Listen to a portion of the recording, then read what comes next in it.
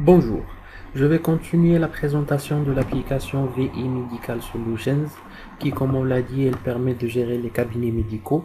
Je vais cette fois m'authentifier en tant que secrétaire. Je vais saisir aussi le mot de passe, la connexion, bienvenue. Vous avez ici l'interface d'accueil de la secrétaire avec ici la liste des patients du cabinet. La seule différence entre cette liste et celle du médecin, c'est que ici, au lieu d'avoir le bouton dossier médical, on a le bouton qui permet d'accéder au paiement. Par exemple, pour Monsieur Ayoub Hassini, encore une fois, on accède ici au paiement.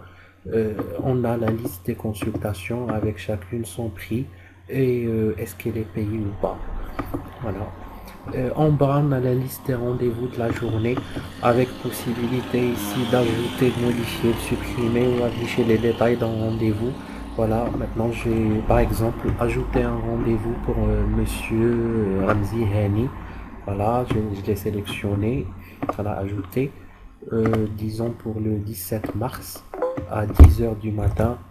Le motif, c'est une visite enregistrée pour pouvoir voir le rendez-vous qu'on vient d'ajouter le 17 mars. Voilà, on recherche. Voilà, il s'agit du rendez-vous qu'on vient d'ajouter. En haut, ici, il y a le menu de l'application avec les gestions accessibles à la secrétaire, la gestion des patients, des rendez-vous, la gestion comptable et une gestion des contacts et fournisseurs.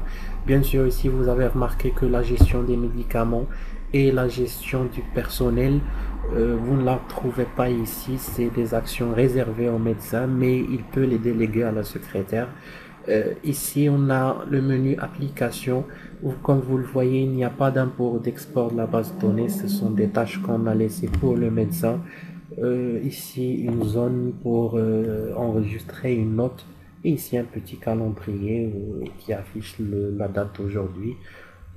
Merci pour votre attention.